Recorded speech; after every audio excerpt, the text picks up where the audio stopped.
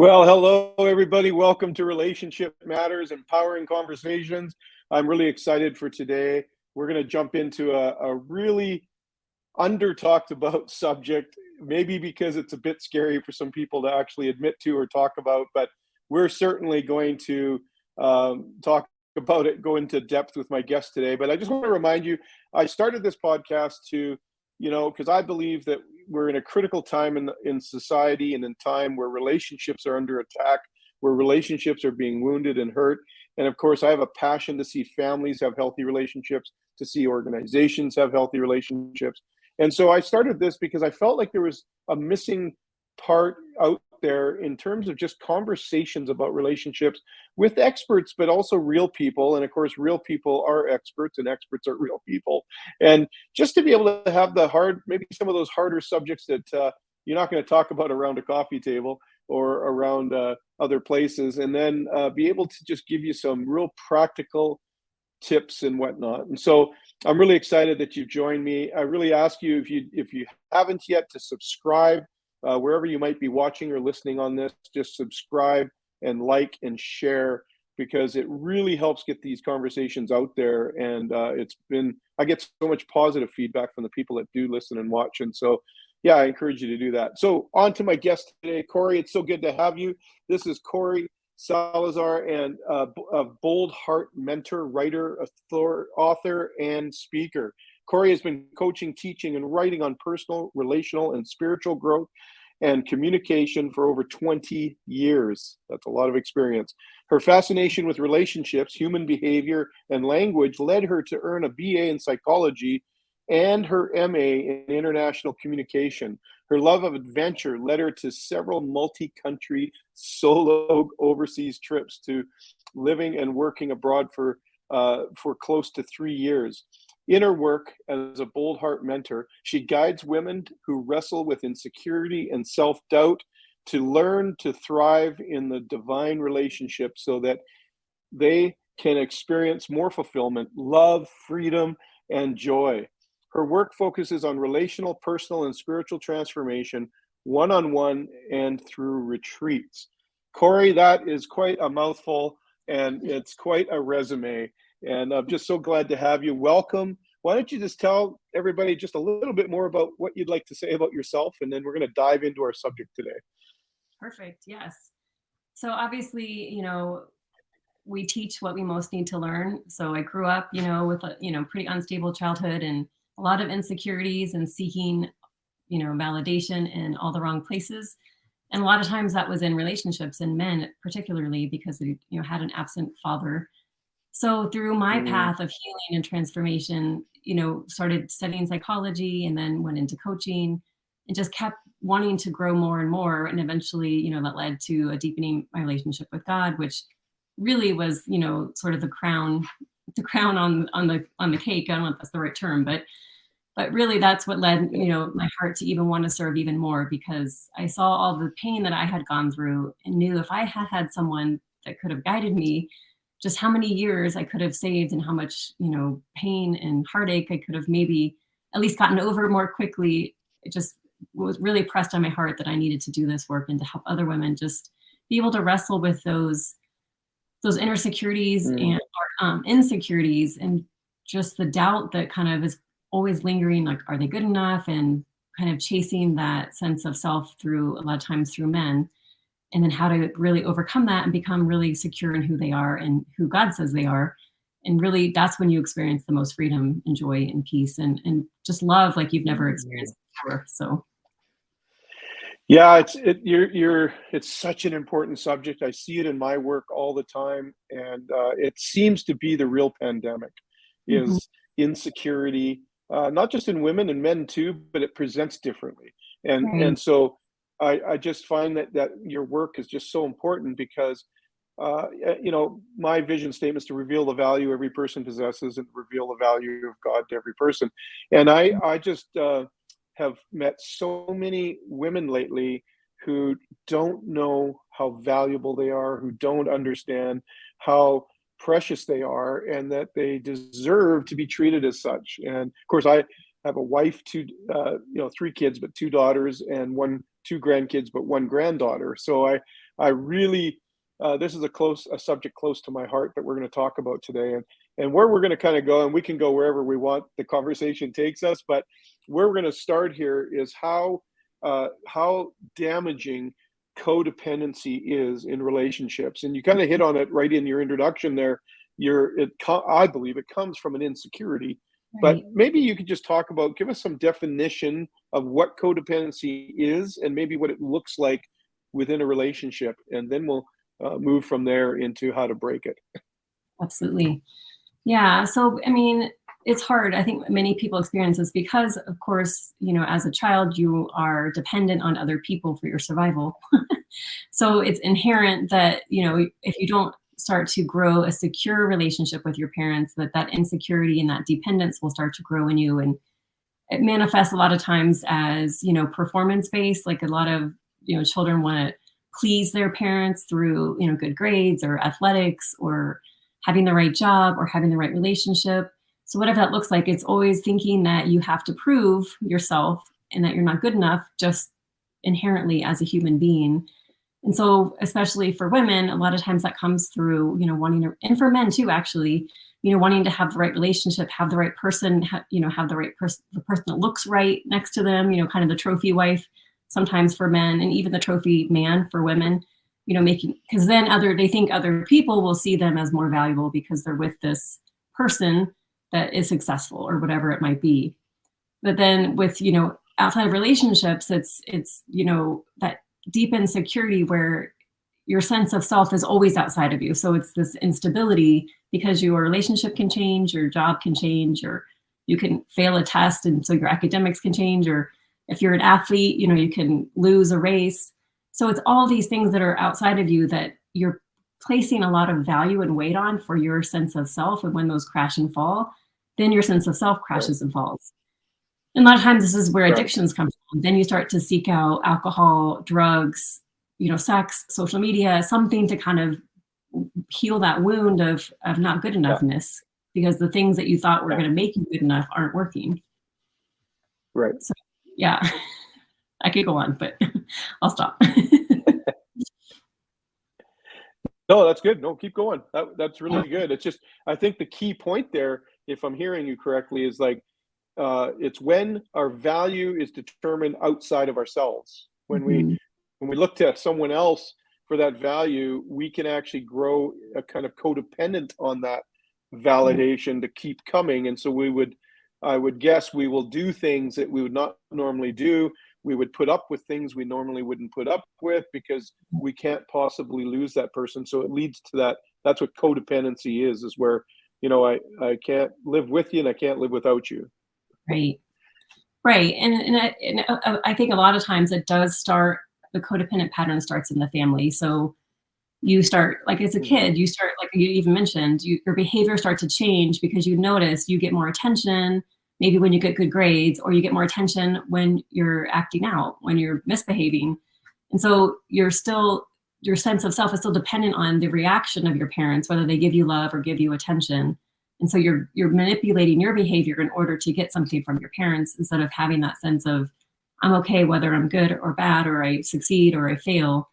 And of course, then once you get out of the family and start dating, that is very common to start to translate that into your romantic relationship. Like you mentioned, like starting to dress a certain way to please your boyfriend or girlfriend, even, starting to change your activities dependent on your girlfriend or boyfriend, changing just like who you are. A lot of times, I've seen this and I've experienced this myself where, I found myself a lot of times in previous relationships, kind of losing myself in the relationship and kind of living, to kind of hold up my boyfriend instead of thinking about, well, what's important to me and what do I want to do? It was all about him and his career and what he wanted to do in Mhm. his activities. And I started doing all these things that, of course, and initially in the beginning of the relationship, it's fun to try new things, but then it's like, you got to find your sense of self within the relationship. And when you're codependent, you lose Right. yourself in the relationship. You no longer have a sense of self. Your sense of self is the relationship. So it's very confusing for, and it's very Yeah. unhealthy, of course, right? Well, I think you said something really important there. It's like your sense of self is attached or connected to that relationship. Mhm. rather than to who God says you are or who Exactly. you believe you are. And so that's really important, I think, to just to underline when you start to, if you want to know, am I moving or am I codependent? Am I moving towards codependence? Mhm. That's a good sign for you.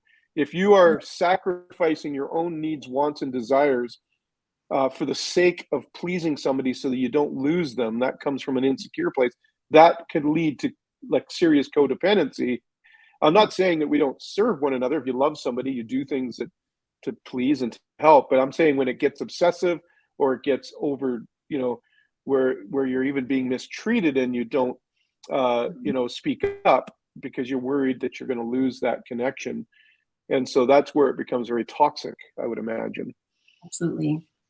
Yeah, and a lot of times how this plays out is you start to take on a different, I call them kind of like maybe they're archetypes. I'm not quite sure, but you take on a role, right? So maybe your role is Persona. like the right, like you play the victim, like oh poor me, my boyfriend does all these things, but you're not willing to do anything different to change it. And then of course this creates, you've probably heard this, the drama triangle. So then your boyfriend is like the bully or like the villain who's always like doing all these things, and then you're looking for a savior or a hero outside of you, which you think is going to be by fixing the relationship, but the true savior is Jesus. But when you're in that cycle, you keep playing that same role of the victim, the villain, and the hero or the savior. And it's, as long as you keep playing Uh, one of those three roles, there's no way out until you learn, and we can talk more about that, how to step out of that triangle and stop playing the game and really start to take responsibility for your own sense of self and your own sense of worth and happiness, right. which not dependent on the relationship. Yeah, that's such an important point because I think you hit on something there when if you continue to allow somebody to mistreat you or to use you in ways that are not appropriate, it Mhm. can become you can get really locked into that. And the triangle, that's really important point. Like, because if you're, let's say you're on the victim end of that Yeah. triangle, then you actually can actually attract heroes. Mhm. You attract toxicity, like you attract the people that make me controllers or narcissists that would Abs- take advantage of your vulnerability, right? Absolutely. Yeah, they can almost smell it. Well, yeah, I've I've, been I've had many, that. yeah, I mean, I've done a lot of work in recovery houses and in with people coming out of addiction and women particularly coming out of the sex trade or out of addiction. And many times they'll tell me, like they'll say, well, it's like I have a target on my back for all the creeps. Mhm. I have it, like they just, what is wrong with me that I'm targeting? And it's like nothing wrong with them as a person. Mhm. They just Right. don't realize that their vulnerability has allowed them to be obvious that they can be controlled. And so when they build self-confidence, they take power back, they take control back of their lives. And so it's so important. So that's a really important, that triangle was really helpful, I think, for Yeah. somebody to hear that. And I So think, what are the sorry, I just want to touch go on ahead. something you mentioned, because Yeah, yeah, I yeah, go think ahead. one of the biggest lies of the enemy is what's wrong with me. That was my story my whole life. I always thought, and I always repeated in my head, what's wrong with me? What's wrong with me that this guy doesn't like me or that I'm not succeeding or whatever it might be? It was always what's wrong with me. And that's the lie Mm, of the enemy, because as long as I think something's wrong with me, then I think something's wrong with God because I'm created by God. So then God must be wrong. And so there's division in that relationship, right? So as long as that is yeah, the predominant question that you're asking, you're going to stay in that victim triangle, I call the drama triangle. You're going to keep yeah, creating drama because you're seeking what's wrong with you instead of seeking solutions. Like, okay, well maybe it's my childhood, or maybe it's the abuse I went through, or maybe it's the trauma. Instead of seeking like the solutions, and the solution is like, who am I? Like you talked about, who am I according to God? I'm not broken. I'm not damaged. I'm not nothing. There is nothing wrong with me. I'm actually, free in Christ. But if you don't have that connection, which took me a long time, then it's easy to find lots of things that are wrong with you, and then you're going to find lots of people that will confirm what's wrong with you. yeah. Yeah, I often say that, I was actually just teaching this last week, and I said, that's the very thing I said, is that, you will attract, or you will invite what people based on what you believe. So if you Mhm. believe that you're no good, Yeah. you'll invite people that see you as no good into your life. If you see yourself as confident, as a work of art, as a work, like in the Bible it says that we're his masterpiece. If you see yourself as that masterpiece, then you're looking for confirmation of what you believe, and so you'll go to people that actually affirm you and speak highly of you. So Absolutely. so Kori, so that's good. So now we have a bit of a framework. What's codependency? We know independence is like, I can do it on my own. I don't need anybody. Right. And we know that the solution is interdependence. So we'll get there at the end. Mhm. Now that we know, okay, so codependency is where I get my value and validation from someone else that I'm in relationship with, Mhm. or from the relationship itself. And somebody listening here might be stuck in that cycle. They might be, you know what, I'm in the drama triangle. I can admit it. Yeah. They're watching or they're listening to this podcast, and they're kind of by themselves, and they're saying, "Uh-oh, that's me."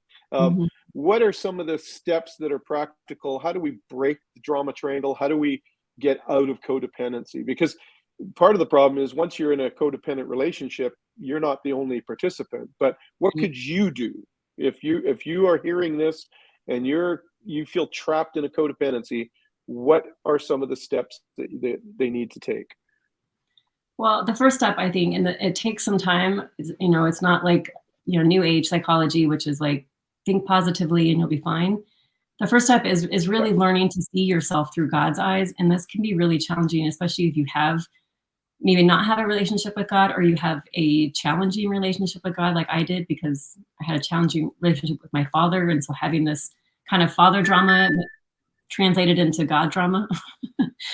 But once you can really yeah, start to separate, human relationships, and really understand that God is not human, God is God, doesn't have the, issues that our earthly parents have, or that anyone on earth has, and really start to understand and study, like, what is it that God says about you, and who does he say you are, and who is God. So when you really start to see those two distinctly, like, this is who God is and this is who God says I am, and really start to integrate it, like, not just in your head, but in your heart. And what I start to call, I call it heart vision, like learning, really start to see with heart vision. And when you start to right, learn to see, like, who God is and who God says you are, you no longer, it's like there's a change of heart, not only just a change like in a thought process or in a belief system, it's a change of heart, which allows you to, like, really, it's like a smooth kind of, like, you don't even think about it, step out of the triangle, and you start to see the triangle from an objective point of view. And then you're no longer like pulled in and triggered by the drama. You're able to say, oh, actually, I do have a choice here. I have a choice. If I'm not happy, I have a choice to leave. What does that look like? What are some steps I can take? Yes, it's going to be scary at first and maybe overwhelming, but as you start to, entertain different ideas, just having that sense of power, even if you don't decide to leave, having that sense of power changes the relationship. I mean, it will right, change the dynamic in the relationship with the other person as well. Because when you don't play the drama game, there's no fun for the other person. They don't play the drama game because they're really wanting to get that drama going, get you triggered, get a response. And when you don't engage, then there's no game. yeah. so, so it kind of dissipates the drama. And then you learn to take on, okay, we need to learn to play a different game, a game that is supportive and life-giving instead of destructive. So that's the Right. first step. So step one is to get the right view of who you are in the context of who God says you are. But Mhm. some of my listeners don't necessarily have a faith or believe in God. But even for somebody that doesn't believe in God, I've always said, you can always, if you don't think he's real, ask him to show himself to you. Yeah. And it's his job to approach you. But let's just say somebody that's watching it, what you're talking about here is just to get the right view of yourself, and Mhm. to start to see yourself in a different way is the Yeah. first step to breaking codependency. The better, the best way, and that's what happened to me too, Kori, is Mhm. the best way is that I came to faith. I had a revelation or an epiphany that God loved me and he saw me in a very different way than I grew up believing he saw me. And Yeah. so that was, that's, yes, that's the ultimate way. So that my Mhm. encouragement would be, certainly there, it doesn't cost you anything to say a prayer and ask, God, if Mhm. you're real, show yourself to me. But even as you're going through that process, to realize, you know what, I do have value. I do Mhm. have value, and I need to see myself as valuable, because as soon as you do that, you're going to start recognizing the drama triangle at Mhm. work. And as soon Yeah. as you have awareness, I would say awareness gives you choice. So Yeah. as soon as you have awareness, you can actually do something. So first step is to change the way you see yourself. Mhm. And the best part of that step is if you can get to a place of seeing how God sees you. What's the Absolutely. second step? Well, I want to add on to the first step a little bit, because I think what we kind of Yeah, mentioned yeah, previously please do. too is even start to change your questions instead of asking what's wrong with you. Why am I stuck? Or and it's reframing it and saying, okay, well, what's good about me, and what am I? What value do I bring to this relationship? Or and even you can even ask, like I've done this before in the past, asking close friends, like, who do you say I am, or what do you appreciate about me? Because you may not even realize, might be in such a low point that you don't think there's anything Yeah, good about you. And so if you start yeah, to hear, yeah, like, oh, this person thinks I'm trustworthy, this person thinks, I'm funny or caring, so you can start to take on other people's experiences of you and start to build your own experience of you. And slowly over time, maybe start to build, hopefully eventually, to a relationship with God. But just having those people that around you that do love you, that can start to speak love into you, is a great first step. yeah, yeah, Yeah. yeah. That's awesome. I agree. And then the second step is, of course, it builds on the first step. So once you really start to see yourself differently, and the second step is it allows you this opportunity to, what I call, like, stripping off the mask. So when you're in a codependent relationship, often you're wearing a mask, right? I have to be the good wife, or have to be the good husband, have to be the successful business owner. I have to be like the best athlete, whatever the mask is. Have to be the best hostess, or the most social person, and have the best parties. Whatever your mask is, once you start to see yourself, the truth of who you are, you can start to strip off the mask. And like we even talked about in this conversation, you start to strip away the need to have a script, right? You're not like, I better prepare because I'm going to this event and I want to make sure I know what to say, and how do I explain who I am and what I do. And you have all these scripts about what's appropriate to say, what's not appropriate to say, and make sure you don't talk about this, and this person, it's okay to talk about this. And and a lot of times people do sort of compartmentalize themselves, like they're this person with Yeah. this group of people and this person with this group of people, but there's no, like, there's no congruence. So they're not the same person in every situation, every place, with every person. Once you start to see yourself Mm, through heart vision, that's when, like, all that disappears. Like, your mask, you can strip off your mask, you can throw out the scripts. And this is what my favorite part is. Then you start to really build what I call inner security.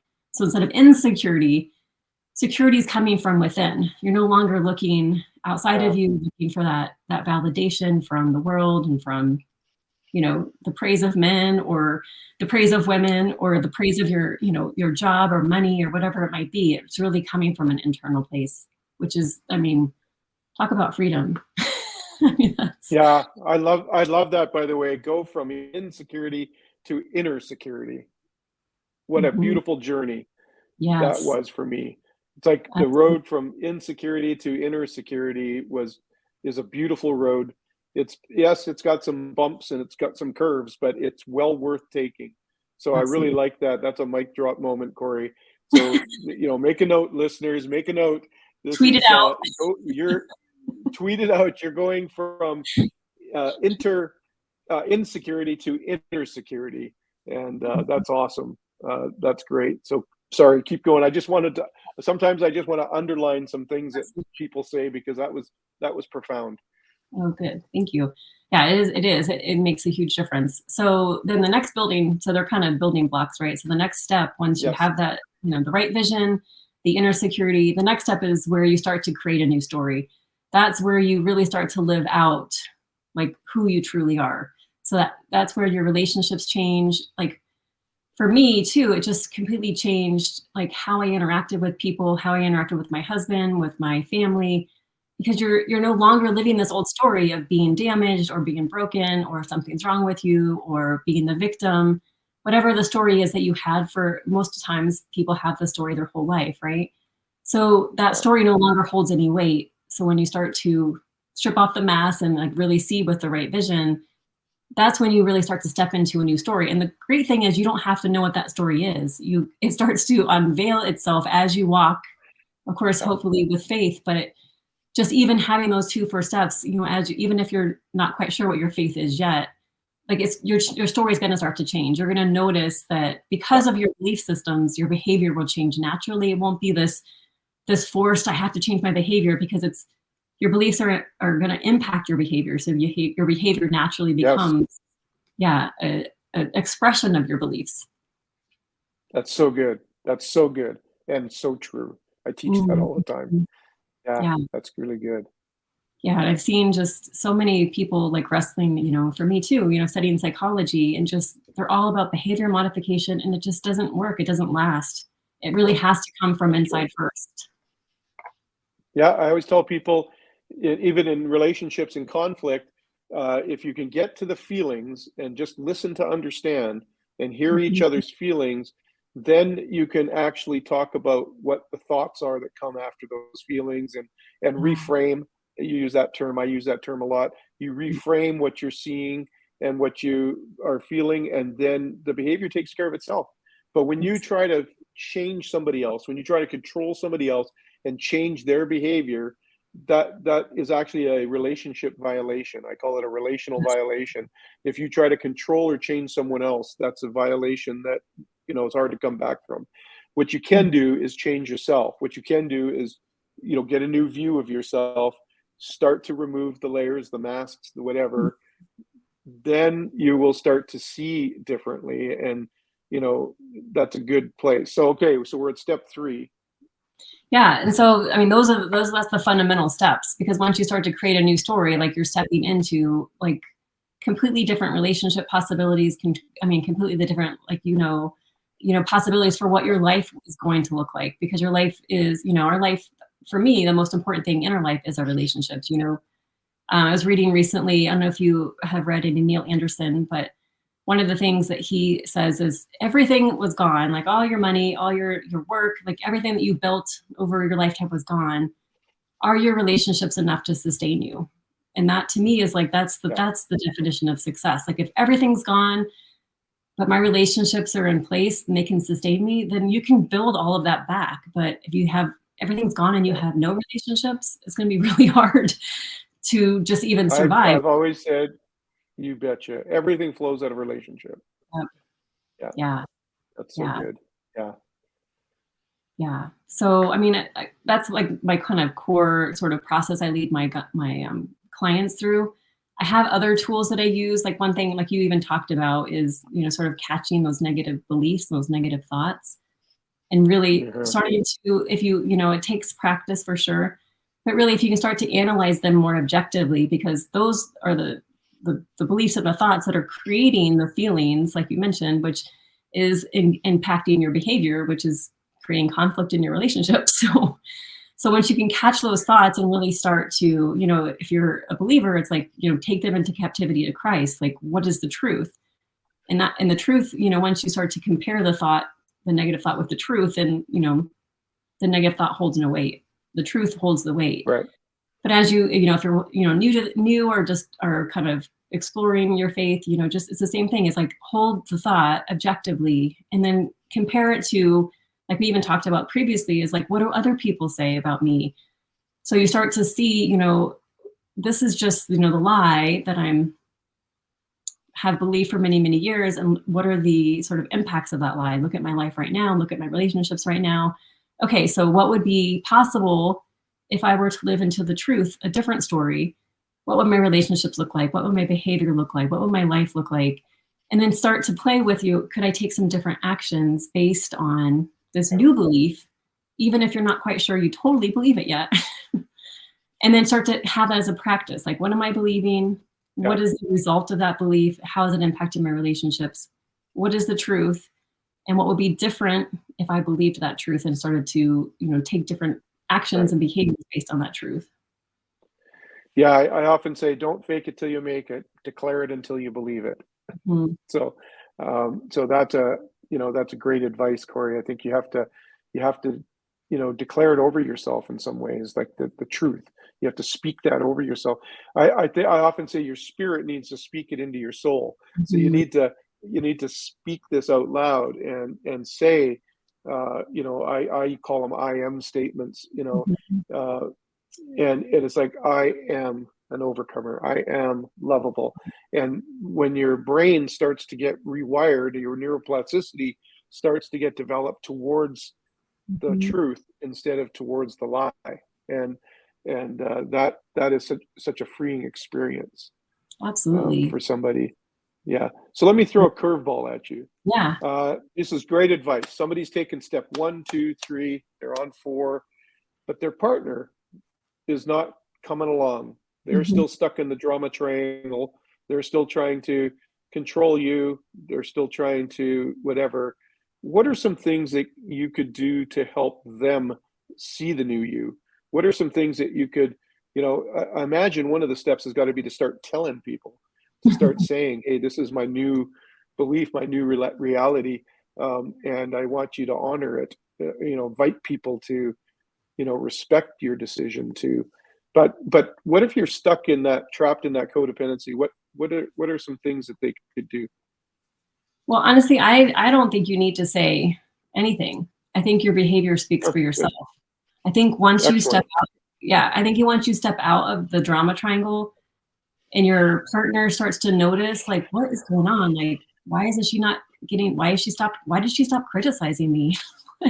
Why is Right. she all of a sudden like, like seems happy to be like doing things that before she would, gripe about? Like it's gonna create some dissonance in them, and they're gonna like, well, something changed about her, and then they're gonna want like, what happened to you, And then Yeah. they're inviting you to share. Okay, well, so what happened to me is, and you can explain what happened. I started to see myself differently. I started to realize who I truly am, and and you're seeing that expressed in my behavior and how I'm treating you and how I'm just engaging with even just my daily activities. So it's from a different place when they're curious because of your behavior versus you. Right. I think it will create more drama if you're like, hey man, I'm different now and let me tell you why, and Yeah. this is what I expect. You're kind of back in the drama, right? That's good. It's good. Excellent. What about boundaries? Like, are Yes. there boundaries that could help somebody that are in that situation? Now they're starting to grow some confidence. How Mhm. do they implement a boundary without controlling the other person? They can't control Right, anybody, but right. you do. I always say boundaries protect relationships. Absolutely. Um, what Yeah, is that I one think thing they can do? yeah, I think boundaries too, it is a little bit of, it takes some, I would say maybe trial and error because different relationships you will notice different triggers. You might have a different sort of trigger with parents versus with your partner versus kids versus friends Right. versus colleagues. And so it does take some Right. time. And I think a lot of this, like, is about self-awareness. So noticing, wow, what did she s- what did she say that triggered me? Why am I feeling upset? And of course, if you become more self-aware, it's coming from a place of insecurity. Like whatever is getting triggered is there's an insecure place in you. And Yeah. so it's an opportunity to start to heal that place. Like, wow, I still feel like I have to please my mom. Okay, so where do I need some deeper healing here? Do I Right. actually need to please my mom? Is that really the truth? Yeah. So it's kind of playing again, being able to step out and be objective because when you're Right. triggered, it's all about emotions, right? So the more you can start to get out of the emotion, get into more of the logic, at least to get out of the drama for initially, and Right. kind of see yourself from outside of the situation and be curious. I wonder where this is coming from. I wonder if how I could engage with my mom in a different way or with my partner in a different way. I wonder if I could have a different conversation. What would it be like if I said, I'm not okay talking about that? What would, and just kind of Yeah. playing, kind of, exploring opportunities to have different conversations that will allow you to set different boundaries before you put them into practice so that you feel that confidence coming into the next conversation. You know what? I actually don't want to talk about that Mhm. right now. Or whatever it might be Yeah. that you are. It depends on your comfort level. As you get stronger in your boundaries, Yeah. it'll be easier to have those conversations if you want to engage in them or not. Yeah, and I think this is a good spot, Corey, for just a caveat, and that is if there's violence or if you're Yeah. at risk in some way, throw everything out we're talking about and get out. Yeah. Get some help, get some safety first, because Yeah. that just regardless of what relationship is, if it's Mhm. abusing you in any way, this is not what we're talking about. We're talking about kind of regular Right. garden variety of codependency, and also, yes, maybe even some deeper codependency, but where there's where there's frustration and there's things to learn. But if there's violence or there's any kind of abuse, that is not you're not required to work that out. You're required to get to safety because you're Yes. too valuable to let that continue. So I just wanted to be super clear on that, Yeah. just that little caveat. And I Okay, think getting so out of yeah, like you said, getting out, and then you can start to explore, okay, now how can I engage yeah, differently with, so I don't get back into a situation like that? How can I start to learn some better boundaries? yes, How can I start to value right, myself and see myself differently, and understand my triggers, and understand maybe the roots of my triggers and the roots of the beliefs I have about myself? Do that in a place outside of the relationship. yeah, Yeah. yeah, Yeah. yeah, for sure. Okay, so did we answer fully? Do you feel like we answered fully? Like, if you're in this codependency, you're coming out of codependency, out of the drama triangle, but the partner still is not. Um, is there anything else you want to add to that? I think your answer was great. Just like, don't tell me, show me. So Right. you wanna just be that new person, and just the interesting thing is when we do that, we actually see the other person in a different light as well. So it That's actually makes it a little easier for us to put the boundaries in place, or to at least express that when it's not okay, when something's happening.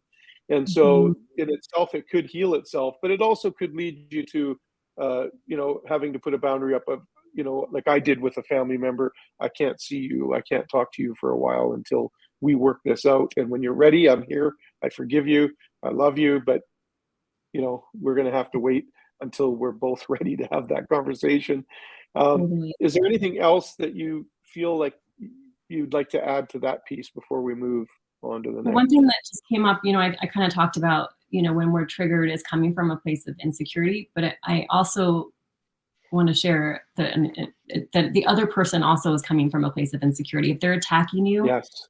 they're coming from a place of insecurity. Yeah. So the benefit of having, done some inner work and learned the kind of steps we talked about is when you can step outside and be objective, and you can start to see, wow, they must be really hurting right now. So you also can have a little bit of compassion and not Yeah. criticize, and just be curious. Wow, I wonder what happened to them that they're so angry, or why do they hate me so much, or why are they expressing such negativity towards me, when it's really it's not about you, but when you're Wow. not separated in the respective, like having that different point of view, it's easy to just get into the fight, Yeah. and no one's going to win that fight because you're Yeah. two hurt people wanting to hurt each other. So Yeah. yeah, being able to, again, it stems from what we talked about in the beginning, like seeing yourself differently, and having that inner security, having those clear boundaries, having that real strong sense of self, so that you can start to see, wow, this person Right. is really hurting, and I don't want to engage anymore, because I don't want to be a Yeah. part of that continued hurt and that continued story Yeah. of them being hurt. Yeah, it's so good, Corey, because I know in my own journey, I moved from this judgment or this defensive mode to protect my insecurities. When I began to get inner security, I actually changed, like I became curious. So I took a Yeah. curious position on rather than feeling like I was being accused of something that I needed to defend. I started thinking, oh, I wonder what's going on in them that this is happening. And so it changed that curiosity position because I had this inner strength Yeah. to actually not take responsibility. I often tell people my two greatest growth times is the same coin, different sides. Is I started taking responsibility for my behavior, for what I was doing, and I stopped taking responsibility for Mhm. other people's behavior. And it really helped me grow because now I could actually be in a position of curiosity and maybe even help rather Yeah, than combat and fighting. So yeah, that's a exactly. great point. Thanks so much for bringing that one out. Yeah, That's really absolutely, good. for Yeah, sure. that's really good.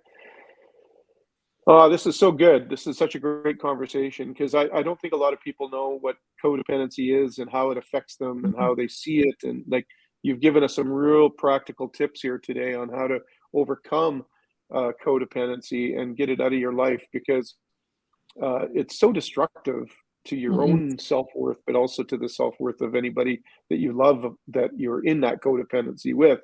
And so, Right. what is something they can move towards? So now they've gone through this process. They've broken that trauma triangle. They're starting to see themselves differently. They're starting to, be confident. They're starting to act differently. They're starting to practice what they're, from a place of value instead of a place of uh, brokenness. Mhm. What are some things that they can do then moving forward in terms of relationships and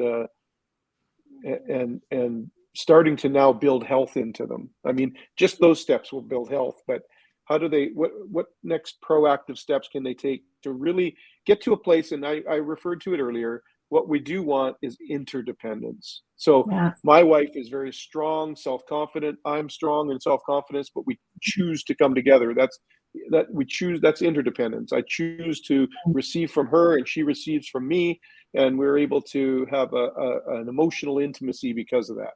So what are some Right. proactive steps towards interdependence that the listeners could take home with them today? Well, I think, obviously, I think for me, the first step is like having God at the center of your relationship, because then you and your partner are not looking to each other to fulfill any needs. You're both looking to Yeah, God to fulfill your needs. And then, like you said, you both can be strong, independent, people. But when you're focused on God, then you're going to come together because God's brought you together, and your strengths and her strengths are going to build on each other, and your weaknesses and her weaknesses, like her strengths are going to build your weaknesses, and vice versa. So you're able to come together in this beautiful, like you called, like interdependence, where you are better as a couple than you would be separately, but you're not dependent on each other for anything. Like your needs are met, through God and through, of course, through each other, but you're not seeking anything from your partner to fulfill a need that is not from, not meant to come from your partner, if that makes sense. yeah, So it really, totally. yeah, what I've experienced is it just creates this, incredible like intimacy, incredible like connection. Conversations completely change, like your sense of fulfillment in the relationship completely changes. You're no longer like criticizing and wanting to fix your relationship. And there's incredible freedom because you're not like afraid like what's going to happen if relationship, if it fails, or if he leaves, or I better behave, or whatever you think, is going to happen. Yeah, That you have to be a certain way in order for the relationship to succeed, because it's not up to you. It's all in God's right. hands, but you're keeping your eyes on who's running the relationship, which is not you, it's God. But you're also, because of your, change in your own identity and your behavior, you are treating the relationship with respect, and of course, honesty, Yeah, and valuing each other, and like you said, serving each other, and really expressing like a love that really I don't think is possible on a human level, because it's coming from God. And that kind of love is, yeah, it's the most fulfilling love there is. yeah. I think you're hitting on a good point here too, though. That in our pain, we brokenness or codependency, we tend to hurt each other and wound each other. Mhm. But when we are interdependent, we actually bring our strengths together. So in codependence, we bring our weaknesses together, but in interdependence, we bring our strengths together, and we're much better for it. And I can, you know, I can tell it changed my relationship with my wife. We've been married 39 years, but we, had a real through my addiction and our healing journey and insecurity and codependency. Boy, we've experienced it all. Uh, but now that was the greatest benefit of our healing journey is now we're both confident in who we are in God's eyes. And Mhm. so we're confident. I have more confidence in her than I ever did because Mhm. I'm looking at her through God's eyes. I'm not just Yes. seeing her as someone else now. I'm seeing her as a child of God. And then that also flows into friendships and flows into other family Mhm. relationships. I think about the codependency between adult children and parents and Mhm. how it all change that too. This would be a real freeing opportunity for people, and then they could become that interdependence. The adult children, they know who they are, they're strong, they don't need mommy anymore to validate them, or daddy to validate them. However, what it did for me is it allowed me to forgive my parents. It Yeah. allowed me to actually love my parents in a way I never did before, Mhm. because it's not based on them, it's based on who I am. Right. So And true. so, yeah, so good, Kori. Yeah. Yeah. Yeah. And like you mentioned, I mean, a huge part of this journey is forgiveness. I mean, that's key to any relationship. Yeah. Yeah, I think I often tell people there's three people you have to forgive. It's not that God needs it, but you need to forgive God for whatever you think He did wrong, Right. whatever you think He has done that was wrong. That, of course, He's perfect in all ways, but I'm just saying sometimes people have blamed God for their troubles, and so it's Mhm. really good to repent for that, and then Right. but the main two is to forgive yourself. And Yeah. when you can forgive yourself and reconnect with God, and then you can forgive others. And forgiveness is a tricky subject, and it's a painful one. And maybe we'll do another one of these, and we'll talk about the power of forgiveness, because Mhm. I should actually do an episode on that, because it's such a powerful gift that we have from God that Absolutely. can be so freeing when we can apply it. But a lot of people don't know what it is. They don't know how to do it. They don't know, so we'll have that conversation. So Kori, we're kind of on 45 minutes here, a little past. Is there anything else that we've missed that you'd like to just let our listeners just take away from today, that maybe you'd like to just give a clear message to them, or an encouragement to them? Well, I think, what happens in codependent relationships is we're seeking significance, we're seeking security, and we're seeking safety or love, right? And none of those things we can find in the world. And I mean, the world wants you to think you can find those things in the world. You can find security in relationships, or in jobs, and belonging in your family, and safety and love in relationships. But the world, or not, sorry, not in, you can find some of that in relationships, but the world, if you have it from the world point of view, all of those things will fail you. And so you'll keep seeking those in other ways, when truly, like, your security and your belonging and your safety and your love comes from God. And once you have that, like, that, like, everything changes, because you stop searching for belonging, you stop searching for significance, you stop searching for security, safety, and love. It's like you already have it. It's who you are. Right. Yeah. So I mean, what that really fundamentally shifts is that you're no longer looking for something that you already have, and you're no longer trying to be something that you already are. Wow. That's a great ending. That's a mic drop moment. I love that. Oh, Kori, thank you so much. Well, So thank you. listen, folks, especially ladies, if you are really struggling with insecurity and want to move from insecurity to inner security, uh, reach out to Kori. She has a coaching practice, and she also does workshops and stuff. And so just want to really encourage you to reach out to her. And in the show notes, you will see all of her information there, and it'll have links to connect with her on social and on her website, and all the different places that you need to meet with her. And I was looking for the banner. I thought I made a banner for your website, but just say it out loud. I can't find it for some reason. Yeah, it is in the What's your website? it's in the bottom. So it's my Yeah, main, it's in the yeah, korigooge.com. So KORIGOUGE, korigooge.com. .com. Yeah, and you'll find all her links there, but I'll also have them in the show notes so that you can connect with her. I also have all my contact info in the show notes so you can connect with me. Kori, thank you so much. This has been an awesome conversation. It's such an important subject, and thank you for just making it so clear and practical for people. Listen. I always say it's simple, not easy. Yeah. The things that Kori has talked about are very simply put, but they're not easy to live out. But this is what I want to say to you as we sign off here. You can do this. You can do this. You can do it. But why That's do it alone? right. You don't do it alone. Do it with Kori. Do it with me. Do it with somebody that you Mm-hmm. can trust and love, or a pastor or someone. But mostly, do it with God. Ask Absolutely. him for help. He'll help you. But just know that you can break these cycles. You can break that codependent cycle in your life. And I've done it, Kori's done it, and if we can do it, anyone can do it. So you are in good company with us today. Thank you so much. Hey, I'd love to hear your comments. Love to get you to share this out. If you know somebody that's struggling with codependency and they're kind of have blind spots towards it, and you kind of want to get a message to them without you having to tell them, share this video, send it to them, because or the podcast, wherever you happen to find this, because this is such an important subject. It might even help you. It might help you help them.